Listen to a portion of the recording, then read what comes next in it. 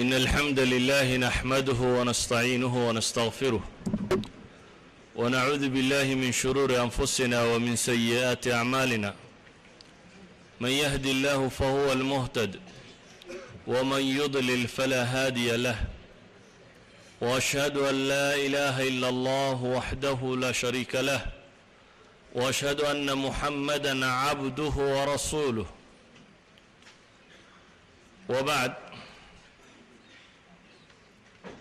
أخوتي في العقيدة، أن درس كان عاوة المام الدونة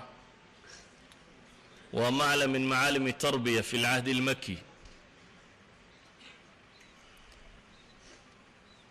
تير كمدة أما تلمامة كمدة تلمامه تربية إسلامية. إسلامك أما الدين النبي محمد صلوات الله وسلامه عليه اللي سو ديبي ووصلوا يهي حديث جبريل، ملك الجبريل انتو النبي محمد يمي صلوات الله وسلامه عليه أي سؤال ويدي نبي قلنا سؤاله بك الجوابي. حديثك بخاري مسلم بكو يالي وحو النبي قلت المامي إسلامكو إنو أركان شناليي، إيمانكو إنو لحيهي إيا إحسان. دبتنا النبي قوحو كنت المامي صلوات الله وسلامه عليه كاسوحها جبريل ويدين كو يمي إنو دينتي نيدن برو. إذن دينتو حديث كان بيكو كوبانتي أما أصول شادي وكدن يهي وهان ربناين أنت المامنا الشيء كم إذا مركاسي أصول حديث كاسي وشيغيو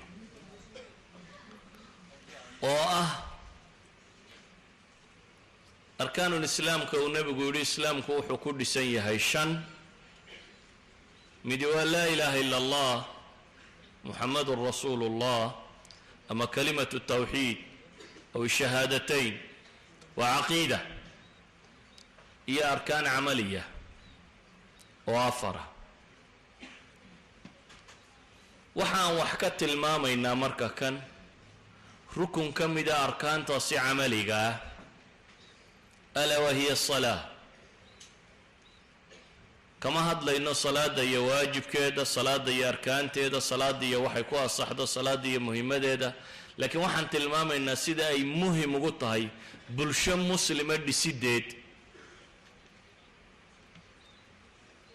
ونبي صلوات الله وسلامه عليه عهد أن دولة سلامي تشرين ومساجد عصبة ولا دستياني تشرين، اللهم إلا مساجد كاد حرم كي سجى دور بغل صدح بغل يدوري لحدا كالسنة ميالين مويانا المساجد كلا تشوجين وأن ما لا يسوي ما دوك لا تشيرين. أي إلهي سبحانه وتعالى صلاتك واجبي تمعنى هدو حويا صلاة إن يتهي وحا أبوره بالشدة مسلم كاه وحين بدن دتك ما أنت يكفكريان حق قالها شرتو حق قالها شرتو حلقا وحبالة سوق راعية ماذا نعمل بيدتك يسويديني يعني. وحين لنا أركانتي إسلامك أما دتك مسلمين تعدي سيبا أباهن إن ندبو ملعصنا وحاوباهن إن ندبو ملعصنا الصلاة داس وأساس بيوتها يبين لنا تكوين الأمة الإسلامية.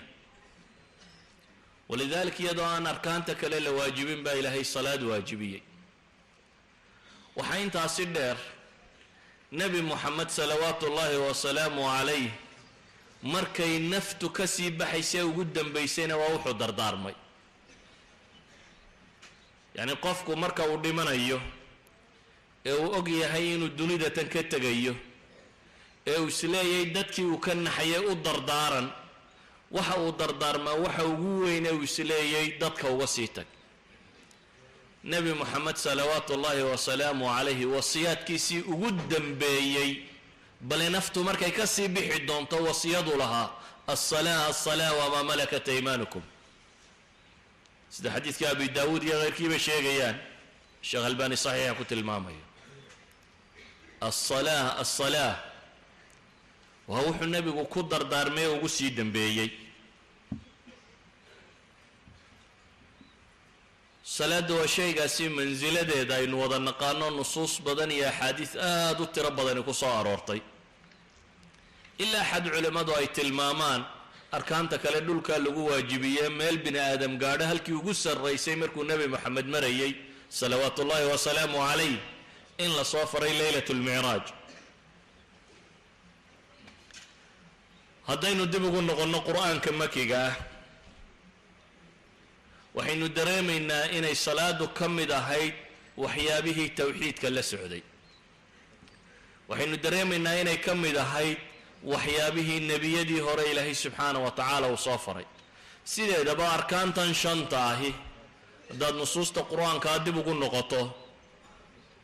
waxay ka mid yihiin diimihii samada ka soo degay waxyaabaha ay wadaagaan intooda badani hadday xajtay hadday soontay hadday salaatay hadday zaka tahay kayfiyaadkeedunbaa kala gedisnaa mansilada ay ka taagantahay waxaa kaaga filan ilaahay subxaanahu wa tacaala wuxuu ka warramayaa abulambiyaai ibraahima calayhi salaam nebi ibraahim oo ilaahay baryaya oo maxay ka baryaya rabbi ijcalnii muqiima aلصalaah wa min duriyati rabbana wataqabal ducaa nebi ilaahay baryaya subxaanahu wa tacaala oo gacmaa kor u taagaya oo waxa uu ilaahay weydiisanaya ay tahay inuu alle ka yeelo mid salaada ooga ahmiyadeeda waxay tilmaamaysaa inay hidaaya gaara u baahantahay salaada oogiddeedu hidaayo gaara inay u baahan tahay sidaa daraaddeed baa abulambiyaa intuu ilaahay baryay subxaanahu wa tacaala ayuu ilaahay wuxuu weydiisanayaa inuu alle ka yeelo mid salaada ooga haddaynu qur-aanka akhrina waxaynu arkaynaa ambiyadii hore nebi ciise oo leh qaala inii cabdullah aataaniya alkitaaba wajacalanii nabiya wajacalanii mubaarakan aynamaa kunt waawsaanii biاlsalaati waاzakaati maa dumtu xaya nebiyullaahi ciisa oo le ilaahay baa subxaanahu wa tacaala ii dardaarmay amase i amray i faray salaad iyo zako inta aan noolay waxaynu qur-aanka ka dareemaynaa iyadoo nebi muuse markii tawxiidka loo dhiibay salaadana loo dhiibay walidalik baa ilaahay subxaanahu wa tacaala qur-aanka wuxuu inoogu tilmaamayaa saacaadkii koowaad ee waxyiba nebi muuse ku soo dego waxaa lagu yidhi waana اkhtartuka faاstamic lima yuuxى inanii ana allahu laa ilaha ila ana faacbudnii waaqim الصalaaةa lidikri waxaynu dareemi karnaa nebi haaruun sidoo kale an tabawa'a liqowmikuma bimisra buyuuta wajcaluu buyuutakum qibla waaqimu الصalaaة waxaynu dareemaynaa iyadoo ilaahay subxaanahu wa tacaala uu inooga warramayo nebi moxamed salawaatu ullaahi wasalaamu calayh oo loo tilmaamayo walaa tamudanna caynayka ilaa maa matacna ilaahay uu tilmaamayo waxaan bidhbidhkan adduunye zahrat alxayaati dunya inaan waxba isku mashquulin oo indhaha u taagin maxay samee baa lagu yidhi wa'mur ahlaka biاlsalaati wastabir calayha laa nas'aluka risqa naxnu narsuquk waalcaaqibatu litaqwa idan qur-aanka markaynu u fiirsanno makiga ah qur-aanka aan akhriyay waa qur-aan makiya qur-aankaasi makiga ah markaynu u fiirsanno ilaahay subxaanahu wa tacaala iyadoo maka la joogo ayuu muslimiinta salaad uga warramayay loo warramaya ambiyadii hore iyo salaadu halkay ka taagantay loo warramaya nebi moxamed salawaatu ullaahi wasalaamu calayh iyo wixii alla faray bale qur-aanka ilaahay wuxuu ku tilmaamayaa luqmaan alxakiim mid xikmad la siiyey oo luqmaan la yidhaahdo luqmaan xikmaddii ugu weynayd ee uu ilmihiisa kula dardaarmaya waxaa ka mid ahayd yaa bunaya aqim الصalaaة yaa bunay aqim الصalaaةa wa'mur biاlmacruufi wanha can اlmunkar inahaasi oo dhan markaynu isku darro waxaynu leenahay salaadu waxaa la ysfaray inay noqoto usuusha koowaad ee islaamnimadu ka intilaaqdo ama si ay ka bilaabanto inay noqoto waxyaabaha ugu waaweyn ama tiirarka ugu waaweyn ee islaamnimada qofka muslimkii ay ku taagan tahay. waxaynu dareemi karnaa hadday qur-aanka makiga ah sidaa ku ahayd, markii nebiga salawaatu ullaahi wasalaamu calayhi uu hijrooday ee uu madiine tegay, markan hore afraad baa la binaynayay. mujtamaca biniyadiisii koowaad, usuushiisii koowaad, waxay dowladdu islaamkii ku dhismaysay qof qof buu ahaaye afraad, dad fara ku tiris oo la tirin karayo oo reer maka ah, laakiin salaadaas bay ahayd wixii lagu kobciyey. madiina markuu tegayna nebigu salawaatu ullaahi wasalaamu calayhi wuxuu bilaabay dowlad islaamiya inuu dhiso. wixii koowaada uu mujtamaca u qabtay nebigu waxay ahayd inuu dadka u sameeyo meelihii ay ku tukan lahaayeen ee ilaahay kula xidhiidhi lahaayeen. markuu madiine tegay, cawaalideedii koowaad markuu degay bani cawf, masjidu quba ayuu nebigu dhisay. 14 casho kadib ayuu madiine u dhaadhacay. madiine markii uu tegayna wuxuu ugu horraysiiyey nebigu sameeyey masjid nabowi. intaanu guri dhisanin nebi moxamed salawaatu ullaahi wasalaamu calayhi uu dego ayuu wuxuu dhisay meeshii ilaahay lagula xidhiidhayay subxaana wa tacaala, masaajid. waxay culammadu yidhahdaan dowladdii islaamiga koowaad wuxuu nebigu ku bineeyey 3 shay bay yidhaahdaan. xidhiidhka basharka iyo alla u dhexeeya in la xoojiyo salaada oo masaajid loo sameeyey. 2, mujtamaca dhexdiisa in la isku xidho oo uu walaaleeyey dadkii ansaartii iyo muhaajiriintii si islaamnimadoodu ay u adkaato oo dad aan rixim walaalo ku ahayn inuu nebigu walaalo ka dhigay. 3 amr waxay ahayd heshiisyadii uu la galay muslimiinta gudaha joogta iyo gaaladii kale ee aan markaasi mawaaciidii ama cuhuuddii ama mawaahiiqdii uu la qortay yuhuud iyo mushrikiin iyo dadkii kale. waxaynu arkaynaa markaa usuushii lagu bineeyey dowladda islaamiga ay hadday tahay maka markii la joogay afraadda la dhisayay salaad bay ahayd, hadday ahayd markii madiine la tegay wixii lagu bineeyey salaad bay ahayd. ilaahay qur-aanka wuxuu inoogu tilmaamayaa kale, marka la tilmaamayo ummad islaamiya markay dhisanto camalka laga rabaa muxuu yihi. waynagan le dowladdu muslim ha noqoto, dowlad islaamiya ha la dhiso, shareecada lagu dhaqmo. shareecada lagu dhaqmaya maxaa u horeeya? ilaahay qur-aanka wuxuu ku leeyahay aladiina in makannaahum aqaamuu salaa. waxaa lagu bilaabay dowladda haddii laydin makansiiyo, aladiina in makannaahum, kuwaba ilaahay leeyahay marka aanu makansiino dhulka ee iyagu ay xoog bataan, ee ay noqdaan dowlad islaamiya oo jirta, ay noqdaan bulsho muslim oo jira, waxa laga rabaa inay qabtee koowaad muxuu yahay? aqaamu salaa baa ilaahay yidhi. idan camalka koowaad ee dowlad islaamiya laga rabo inay qabataa isaga laftiisa waxa weeyaan iqaamatu salaa, salaada in la oogo. salaada markaa oogisteedu, haddaynu nidhi cahdigii makiga ahaa salaad baa la isfarayay, qur-aankii makiga ambiyadu ka warramaya iyadoo salaad la farayo ka warramaya. nebi moxamed markuu madiine tegay salaad buu ka bilaabay iyo masaajideedii in la hagaajiyo salawaatu ullaahi wasalaamu calayh. ilaahay wuxuu inoo tilmaamay dowlad haddii laydin siiyo oo dadka muslimiinta ay dowlad helaan, waxa laga rabaa inay dhisaan inay tahay aqaamu salaa. wasiyadii ugu dambaysay nebi moxamed uu ka tago waxay ahayd asalaa asalaa. taasi waxa ay tilmaamaysaa sida dad badan salaadu ugu muuqato inaanay ahayn. waxaa laga yaabaa inaynu dadkani ka fakarayaan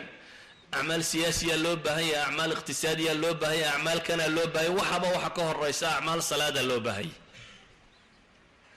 haddaad siyaasi dhaboo muslima tahay waa haddaad salaada si fiican dadka u barto, waayo salaadu waa iimaankii camaliga ahaa, shahaadatu an laa ilaaha ila allah wa anna muxamadan rasuulullah waa laybal caqadiya. laakiin iimaanku wuxuu xaqiiqo noqdaa bisalaa. walidalik baynu arki karnaa qur-aanka ama nusuus qur'aaniya ama nusuus xadiida oo muuminka iyo gaalka ku kala soocaysa salaad. amase waxaynu arkaynaa nusuusta qur-aanka oo markaa mu'minka dhabtaa laga warramayo qadaayaadkiisa salaadna lagu bilaabayo salaadna lagu gebagabaynayo qad aflaxa almu'minuun aladiina hum fii salaatihim khaashicuun ilahay wuxuu ku gebagabaynaya waladiina hum calaa salawaatihim yuxaafiduun mu'minkii dhabta ahaa waxaa lagu sifeeyey ee acmaashiisa bilow iyo gadaal iyo horeba laga dhigay dhan walba camalkiisa waxaa lagu gebagabeeyey waa kuwo salaadooda ku khushuucaya baa lagu tilmaamay ama waa kuwo salaadooda ilaalinaya bale waxaynu tilmaamaynaa dadka ashhadu an laa ilaaha illa allah wa ashhadu anna muxammadun rasuulullah afka kaga wada dhawaaqay waxyaabaha lagu kala soocaa inay tahay salaad sida daraaddeed baa ilaahay subxaanahu wa tacaala munaafiqiinta markii la astaynayey wixii lagu asteeyey waxay ahayd salaad xumo munaafiqiin ilaahay subxaanahu wa tacaala markuu asteeyey ee tilmaamay waxaa lagu tilmaamay ina almunaafiqiina yukhaadicuuna allah wa huwa khaadicuhum waida qaamuu ila asalaati qaamuu kusaala yuraa'uuna annaasa walaa yadkuruuna allaha ila qaliila ama walaa yaatuuna asalaata ila wahum kusaala fi suurati tawba aw suurati nisa ilaahay subxaanahu wa tacaala markuu rabay in mu'minka dhabta ah laga dhex tilmaamo ka munaafaqa ah ee nifaaqa ku sifoobay ee hadalkan uu afka ka leeyaa shahaadii aanu dhab ahayn astaanta rasmiga ee lagu dhejiyey waxay noqotay inay yihiin kuwo salaadooda u kacaya iyagoo kusaala ah iyagoo caajisa iyagoo liita iyagoo aan dan badan ka lahayn taa macnaheedu waxa weeyaan markii dadka la kala tilmaamaya waxaa lagu kala tilmaamay nawciyadda salaada ay tukanayaan iyo salaada ay tukanayaan inta ay leegtahay ama waxa ay tahay sidaa awgeed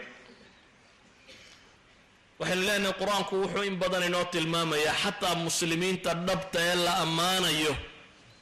ilaahay wuxuu ku ammaanayaa kaanuu qaliilan min alleyli maa yahjacuun inay salaadii caadiga ahayd tu ka dheeraada wadeen ayaa waxaa laynoogu tilmaamayaa inay tahay sifaadka dadka sare abraarta ah ina alabraar dadka hagaagsan ee muslimiinta qima taagan inay yihiin kuwa ka salaad fiican leh kuwa kale sidaa awgeed buu nebi moxamed salawaatu ullaahi wasalaamu calayhi ku tilmaamaya in salaada laga yeelay waxyaabaha ishiisu ay ku doogsato ama ilaahay subxaanahu wa tacaala loogu dhowaado waxaan odhan karnaa marka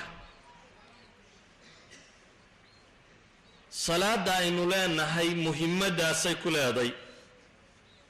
inaynu si kale u tilmaamaabaan rabaa marka waxaan leenahay salaadu waa tanbiih ama waa qofka oo lagu baraarujinayo ilaa huwiyatihi alxaqiiqiya salaadu waa waxa tilmaama qofka identitygiisa dhabka ah identity yacni caddayntiisa taysaradiisa dhabta ah waxa uu yahay huwiya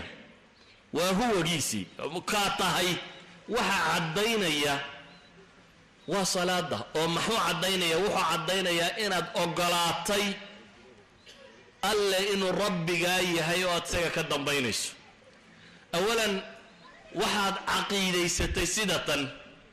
laakiin waxaa la rabaa more practical inaanay nadariyaad noqonin aad thaqaafa aad rumaysato oo caqliga gasho keliya inaanay noqonin laakiin inay noqoto wax dhab ah sidaa awgeed salaada haddaad acmaasheeda u fiirsato waxa weeyaan intaad istaagtay oo soo weysaysatay oo aad ilaahay is hortaagtay oo aad takbiiratay ayaa waxaad aqbalaysaa jidhkaaga meeshii u qaalisanayd inaad dhulka saarto saynu in badan tilmaamnay insaanku wejigiisu ugu jecelyahay wejiga in ceebi kaa gaadho ama wax kaa gaadhaan ma jeclid wejigu waa meeshaa markaad subaxii suuqa u soo baxayso aad soo maydhaysa nadiifinaysa hagaajinaysid mar rabtid inaad qofna uu ku arko iyadoo wejigaagu aanu hagaagsanayn meeshaad habeen iyo maalinba ka shaqaynaysaa caynkanaba waxaad ogolaatay halkaad cagaha ku haysay inaad dhigto inaad sujuuddo macnaheedu waxa weeyaan salaadu waxay astaan ka tahay oo ay si dhaba u tilmaamaysaa hadday dhab kaa tahay inaad muslimka xaqiiqiga adigu tahay, inaad mustaslim lilah, alistislaam alxaqiiqi lirabbi alcaalamiin, isdhiibitaan dhab ah inaad ilaahay subxaanahu wa tacaala ula timi. salaadda waxa ay tilmaamaysaa alsidqu maca allah, inaad ilaahay u run sheegayso, intaad is hortaagtay aad baryayso, intaad is hortaagtay aad tilmaamayso iyaaka nacbudu wa iyaaka nastaciin, intaad is hortaagtay aad kaalmo ka dalbayso, intaad is hortaagtay aad wax weydiisanayso. qofka salaad aqbalay wax kale ma diidi karo, wax kale ma diidi karo, waayo waxaan leenahay salaaddu waa wixii ugu dambeeyey aad yeeli kari lahayd. haddaad aqbashay inaad kaba tanaasusho kibir iyo isla weyni iyo caqligan yar inuu kuu taliyo, yani insaanka caqligan yar ee aad la wax weyn ku tahay, haddaad ogolaato intaad foorarsato inaad madaxa dhulka dhigto dabada cirka u taagto, taa haddaad aqbashay macnaheedu waxa weeyaan waad isdhiibtay. macquul maaha marka inaad tukato hadhowna lagu murmo shareecada ha la dabaqiyo la dabaqin, waa hayru macquul. weli dadkaynan salaada fahamsiinin markaa weeyaan. haddii ay dhacdo inuu saful awalkaynugula jiro oo salaada aan cidiba ka soo horaynin, hadhowna uu ku murmo shareecada lama qaadan karo ama qur-aanka lama dabiqi karo, salaadaynan dadka weli u dhigin weeyaan. xaakimiye iyo islaam iyo iqtisaad iyo waxaynu raadinaynaa waxay ku jirtaa inaynu salaadan si fiican dadka u barro, waxay ku jirtaa inaynu dadka muslim xaqiiqiya ka dhigno. haddii la arko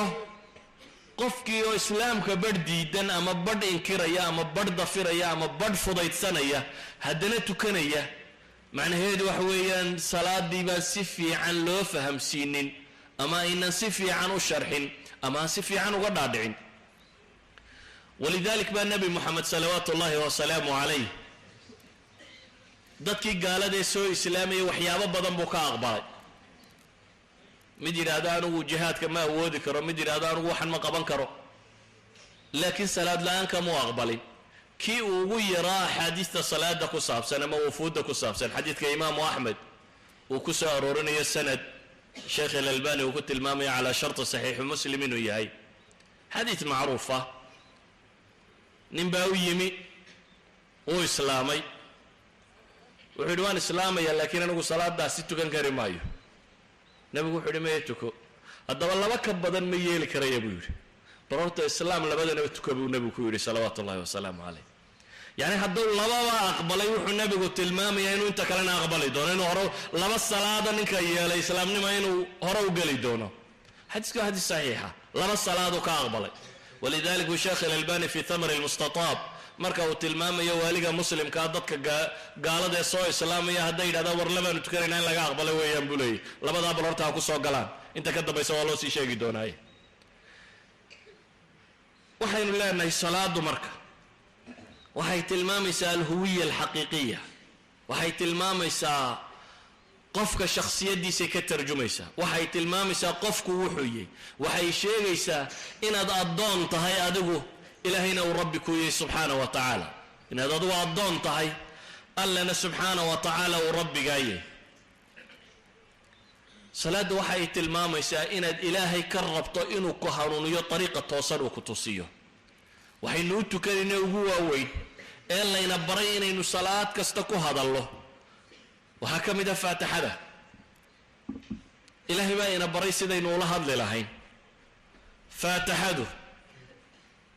waxaynu naqaanaa in culammadu tilmaamaysa ama axaadiis badan ee ku soo aroortay inaan salaadu ansaxaynin biduuni faatixa. idan faatixadu inay arkaanta ugu waaweyn ee salaada ka mid tahay. ilaahay intaad is hortaagta baad waxaad weydiisanaysaa ihdina asiraata almustaqiim siraata aladiina ancamta calayhim. ilaahay waxaad weydiisanaysaa inuu jidka toosan kugu hanuuniyo. waxaad kaloo weydiisanaysaa jidka toosan ee aad raadinaysa baad astaynaysaa, waad tilmaamanaysaa. ilaahayow jidka toosan igu hanuuni, waxaad igu hanuunisaa baad leedahay siraata aladiina ancamta calayhim, jidkii kuwii aad u nimcaysay korkooda ilaahayow kuwaa jidkooda igu hanuuni waa jidkii nebiyada dariiqii ambiyada ilaahow mari baad leedahay inaad ilaahay dariiqii ambiyada maalintii 5 jeer weydiisato hadhowna aad qur-aanka diidaa miyay macquul noqonaysaa yani salaadaanu fahmin weeyaan hadhow inaynu isku qabsanno gacanta lama goyn karo ama kan lama samayn karo oo waa maxay qur-aan baa sheegaya markaad tidhahdo wuxuu ku leeyahay haye sidani oo sodigii markii dhaweyd ilaahay weydiisanayay tan maaha markaad tukanaysay waxaad ilaahay weydiinaysay muxuu ahaa ilaahay waxaad lahayd siraata aladiina ancamta calayhim ilaahayow kuwii aad nimcaysay jidkoodii kuwii alla u nimceeyey jidkuu la yimid waa qur-aanka nebi moxamed salawaatu ullaahi wasalaamu calayh jidkuu la yimid waa qur-aanka kan ilaahay markaad hortaagnaydna waxaad weydiisanaysay in jidkii nebi maxamed la yimi iyo ambiyadii kale lagu mariyo ilaahay intaad is hortaagtay baa waxaad weydiisatay ilaahow hay marinin kuwee jidkoodii غayr اlmaqduubi calayhim wala daaliin kuwaad u cadhootay iyo kuwii lumay yahuud nasaara iyo waxay caga ku jiitaan macquul miyay tay inuu ninka madaxda ama wasiirka ama madaxweynaha ama imaamka ama odayga ama sultaanka ama caaqilkii intuu 5 salaadood tukado haddana ku yidhaahdo qur-aanka qaadan mayno maha macquul 5tan uu tukanayay wuxuu ku hadlayay baynan u sheegin weeyaan 5 goor markuu ilaahay hortaagnaa wixii uu ku hadlayay baan u garanin waayo 5tan jeer aad ilaahay hortaagnayd ba ilaahay waxaad lahayd ilaahay uu nimankaa yahuudeed iyo nasaare jidkooda hay marinin iminkana waa lagaa kari laaya markaa dabadda u soo baxday macquul maaha waxaad lahayd ilaahay uu jidkii nebiyada hayga reebin iminka markaa dabadda u soo baxdayna waa lagugu kari laayay idan waxaan leenahay salaadu haddii dadku ay fahmaan oo si fiican loo fahmo waxaan leenahay islaamnimadaynu dadka la raadinayna waa salaadatan islaamnimada dhabta aynu dadkan la raadinayna waa inay salaadan fahmaan waa in salaadan la garto waa salaadatan baynu leenahay wixii gaal iyo muslim lagu kala gartay waa salaadatan wixii munaafiq iyo mu'min lagu kala gartay waa salaadatan wixii lagu kala korreysiyey mu'miniinta laftooda ay manaasisha ku kala yeesheen oo kala sarreeyeen waa salaada baynu leenahay waxa huwiyadaada sheegaya dadnimadaada iyo cidda aad ka tirsantiyo meeshaad abtirsiintaadu gasho waa salaada waxa sheegaysa waa salaada ta sheegaysa baynu leenahay inaad addoon tahay ilaahayna uu rabbi kuu yihi inaad adigu addoon tahay ilaahayna uu rabbi kuu yihi waa salaada taa sheegaysa baynu leenahay inaad rumaysan tahay cid kaloo la gargaarsadaa inaanay jirin isaga mooyaane iyaaka nacbud wa iyaaka nastaciin keligii inaad kaalmo ka dalbayso isagoo qura inaad gargaarsanayso sida daraaddeed baa ilaahay wuxuu inagu yidhi subxaanahu wa tacaala wastaciinuu biالصabri waالصalaaة wa inaha lakabiiratun ila cala alkhaashiciin gargaarsada baa la yidhi sabir iyo salaad salaadu waa shaygii keensanayey inaad rabbi toos ugu xidhnaato inaanad cidnaba kale marin ilaahay subxaanahu wa tacaala inaad toos ugu xidhnaato walidalik baa waxaan leenahay salaada haddaynu si fiican u garanno waa macaalimi tarbiya kuwa ugu waaweyn baynu leenahay maantana waxaa laga yaabaa haddii nin idin yidhaahdo daris salaada ku saabsan in la yidhahdo dee salaada waa iska wada naqaana aan cidi u hanqaltaagin inaan wax weyn la moodin marka salaada laga warramayo inaan dadku salaad dadka ugu yeedhin iyadoo waxa maqani uu yahay baynu leenahay salaadanun iyo fahamkeed iyo tukashadeed iyo hagaajinteed haddii tan meel lagu hubiyo waxaan isleeyahay islaamnimada intii ugu badnayd meel baa lagu hubiyey haddii iyada si fiican loo garto oo ay si fiican inooga dhaadhacdo walidalik salaadu inay wax walba tilmaamayso waxaa kuu sheegaya nebi shucayb gaaladii ka hor timi maxay ku yidhaahdeen qaaluu yaa shucaybu asalaatuka ta'muruka an natruka maa yacbudu aabaa'una aw an nafcala fi amwaalina maa nashaa innaka la anta alxaliimu alrashiid waxay yidhaahdeen nebi shucaybow ma salaadaada ayaa ku faraysa bay yidhaahdeen inaanu ka tagno wixii aabbayaashaya caabudayeen de hayo salaadaa dadka faraysa iyaaka nacbud baaba la leeyahy salaadaa faraysa in alloo qura laga dambeeyo salaadaa faraysa inaan dhaqaalaha sidii la doono loogu takrifalin masale iqtisaadiya ka warramayaan markaasay leeyihin ma salaadaa ku faraysaa nacam salaadaa faraysa in ilaahay looga dambeeyo wuxuu yidhaahdo waa xalaalla la xalaalaysto wuxuu yidhahdo waa xaaraanna la xaaraantinimeeyo sida awgeed waxaynu tilmaamaynaa hadday salaadu noqoto taasi qalbiga ka timi taasi qofka muslimka ayuu ilaahay hortaagan yahay taasi qofku aanu dareen kale qabaynin xataa bacdi salaf la tilmaamo war qaar baa dhakhaatiirtooda waxay yidhaahdeen bunjaan ku siinaynaa baa lagu yidhi zayn alcaabidiin baan rajaynaya inuu yahay bunjigu waa bahashan lagu sakhraamo bahashan morfiinta tan dhirta laga soo guro boocmadooda soomaalidu ay tidhaahdo geedkan yaree midhihiisa markay dhiidhiijiyaan ka mida mukhadaraadka la cabo mukhadaraadkaasi waxaa kaloo loo isticmaalaa in dadka lagu suuxiyo marka la qalayo dabeetana nabar baa la yidhi baa adinka kaga yaalay nin dhakhtara baa wuxuu yidhi waxaad u baahan tahay qalitaan baan rabnaa inaan kuu samayno si qalitaanka loogu sameeyo baa la yidhi bunjaa lagu siinayaa oo bunjigu caqliga ma dooriyaa buu ku yidhi markaasaa la yidhi haa markaasuu yidhi cabbi maaya iga daayo salaad baan gelayaa markaan ilaahay ishortaago fafcal maa badaa lak wixii adiga kuu muuqda markaa yeel salaad buu galay markaasaa la qalay dabeetana adin laga qalay waxaa laga yaabaa inaad hariibsato insaanka maskaxdiisu waxay soo daysaa ama jidhkiisu wuxuu soo daayo hormoonno tiro badan oo marar badan xanuuno badan ilowsiin kara laakiin xadiidkii dee abi daawuudkaba ku yaallay ku noqee saxiixa xadiidkii labadii saxaabiye ilaalinayey waxay ilaalinayeen ciidankii muslimiinta ciidan muslimiina oo ka soo noqday gaalo meel la ysku galay soo noqday ayaa nin gaali soo dabagalay oo ku ballan qaaday inaanu noqonin inuu muslimiinta waxyeele mooyaane dabeetana laba saxaabi baa la yidhi gaadhka qabta labadii saxaabi oo gaadhkii haya oo saxaabadii kale iska seexdeen ayaa labadii nin mid yidhi war waa yaro jiibsanayaaye kici dabeetana labadii nin ee gaadhkaabaa mid yaro jiibsaday kii kalena salaad buu iska galay salaadda isagoo ku jiru kii arkay inuu kaasi salaad ku jiro dabeetana gamuun buu ku dhuftay xabadii koowaad baa mudday uma dhaqaajinay salaaddiisii buu iska waday kii labaad buu ku dhuftay uma dhaqaajinay salaaddiisii buu iska waday kii saddexaad buu ku dhuftay saddex gamuun markay ku dhacday ayaa xilligii rukuucda la soo gaadho wuu rukuucay dhiiggii isaga ka qulqulay ayaa camaar ibnu yaasir kani waa cabaad ibnu bashir camaar ibnu yaasir oo jiife toosiyey dabeetana ninkiina markuu foorarsaday kii jiifayna uu sasanqadhay buu ninkii gaaleed iska cararay camaar baa markuu indhaa kala qaaday wuxuu arkay saxaabigiioo dee dhiig ka da-ayo waar maxaad ii kicin weyday buu yidhi inta waxaan oo dhami kugu dhacayeen wuxuu yidhi waxaan nacbaystay inaan qur-aan baan akhrinayo kala gooyo salaad buu ku jiray imaam ilbayhaqi wuxuu soo naqlinaya inay kahaf ahayd suuraddu akhrinay waxaan nacbaystay buu leeyahy inaan yacni salaaddu mansiladaasay ka ahayd ay nolosha ka jecel yihiin nolosha dhammaanteedba uu ka jecel yahay saacadduu ilaahay hortaagayay subxaanahu wa tacaala saa daraaddeed bay noloshiisa raad ku lahayd sidaa awgeed baa salaadu marka ay noqoto tu mansiladii loo baahnaa gaadhay ilaahay qur-aanka muxuu ku leeyahy ina asalaata tanha can alfaxshaa'i waalmunkar salaadu baa la yidhi waxay reebtaa alfaxshaa waalmunkar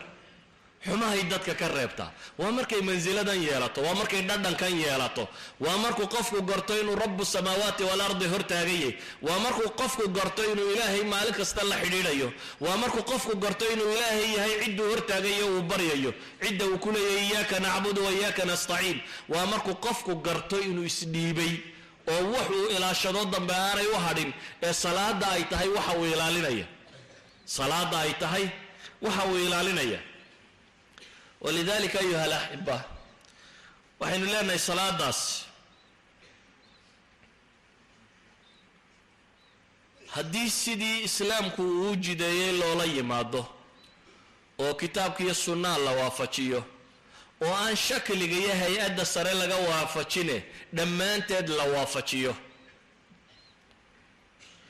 madaahirteeda aan la ilaalin oo qudhe madaahirteedana la ilaaliyo muuqaalkeeda sare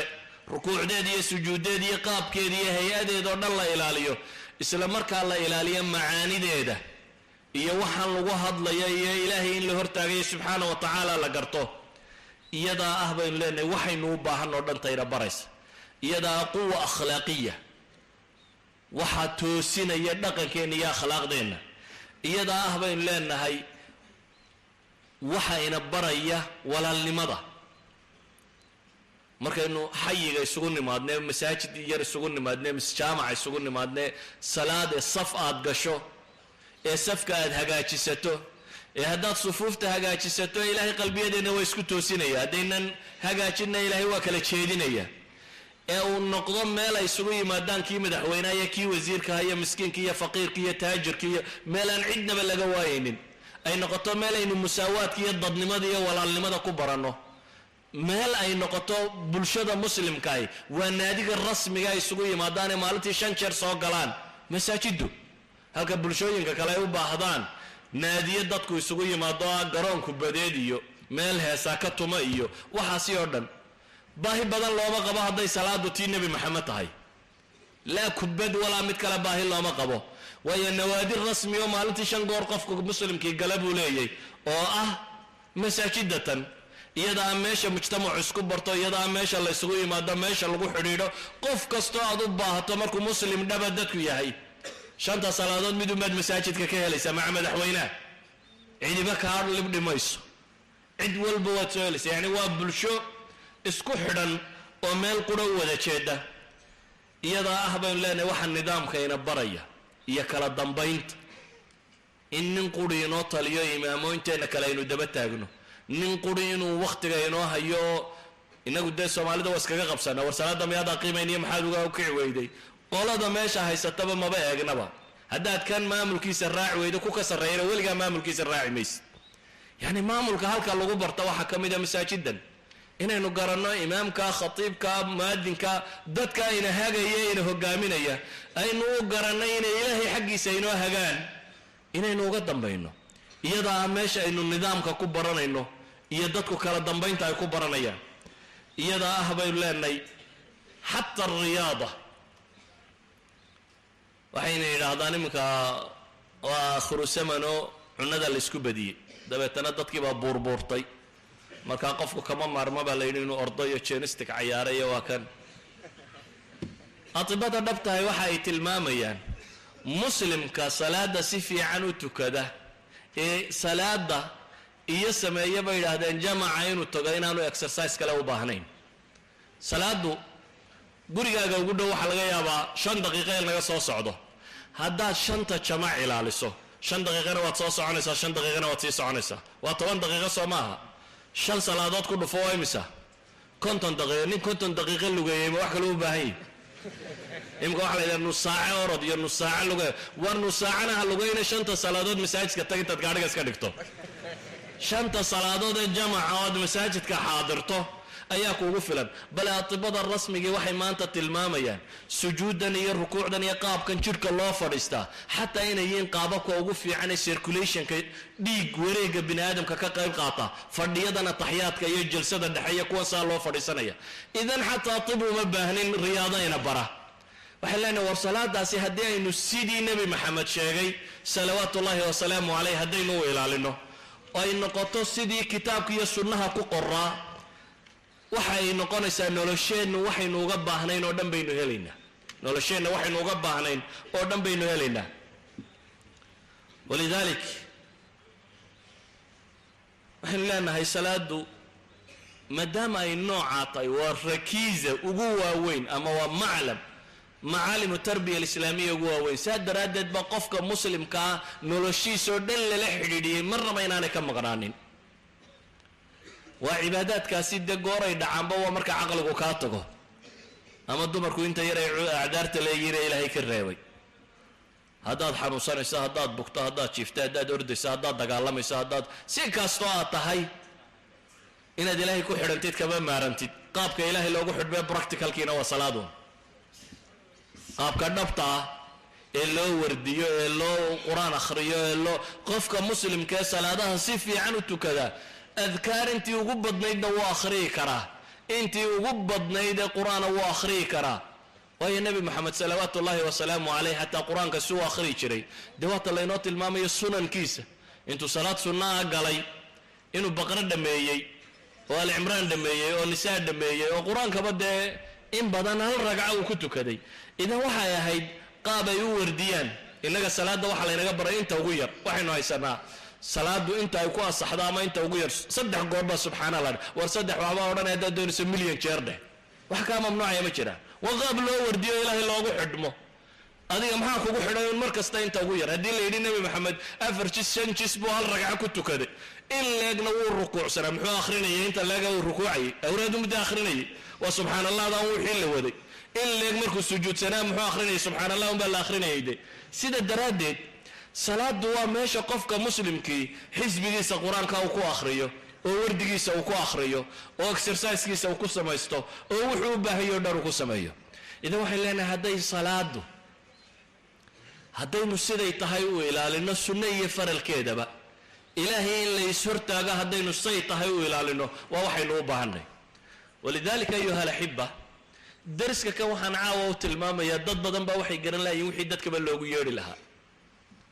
halka la iska xidho halka la iska qayo maxaynu samaynaa waxaad samaysaa adna si fiican u tuko dadkana salaada bar mujtamaca kanaynu la noolnay intaan tukan baa ka badan inta tukata mujtamaca kanaynu la noolnay inta tukata inta salaada saxda iyo intaan saxin anigu waxaan isleeyahay inta aan saxin baa badan mid faataxa maroorsan ku tukada iyo mid arkaanta kale marooriyaba markaynu eegno mujtamaca kan qof kastoo inaga midi daaci buu noqon kari lahaa diin buu sheegi kari lahaa waayo mid aad salaad u saxda maad weydeen mid aad faataxa u saxda maad weydeen mid aad salaada barto oo ka soo qabato suuqa maad weydeen hamoodin markaad intaan qabanayso inaad wax yar qabanayso waa wixii diinta ugu weynaa bacda tawxiid gaal aad islaamnimo ku soo dartay wixii ku xigay dee waa salaada qof barto idan tii baa dayacantay markaase waxaynu raadinaynaa qadaayaad kaloo siyaasiya iyo shirka maa laga qayb galo iyo halkan maa laga qayb galo war dadkan masaajidda ku ururintaad waxa kale iska dayso bale midharhka iskaga ururinaya masaajidaase in kaleba uu garan waaye ayaa la yidhahaa waa tabliiq kuwan iyo wax badan ma yaqaanin salaad unbay sheegaan dhaafin maayaan dadka salaada oo adigu haddaad salaadiiba ugu yeedhi weyday maxaad sheegaysaa yani waxa la sheegaya ugu weyni waxay ahayd bacda tawxiid in dadkan salaad la baro bacda tawxiid in dadka kan salaad la baro walidaalika ayuha alaxiba waxaan leenahay salaadu waa waxa mujtamac muslima sameeya salaadu waa waxa qof fardi muslima sameeya salaadu waa waxa bi'a islaamiya samaysa salaadu waa waxa dowlad islaamiya samaysa salaadu waa dhaqanka iyo camalka laga rabo dowladda islaamiga inay qabato waxaynu dowlad islaamiya u raadinaynaa waa inay dadka salaada barto aladiina in makannaahum fi lard aqaamu salaa ilaahay wuxuu ina leeyahy waa kuwa haddaanu dhulka makansiinno salaada ooga idan salaadii waynugu dayacantahay ragoo u agteena iyo dumarowba inana aan hagaajinno tii nebi maxamed ka dhigno salawaatu ullaahi wasalaamu calayh dadkana aan si dhaba salaada ugu yeedhno wallahu aclam wabillahi towfiiq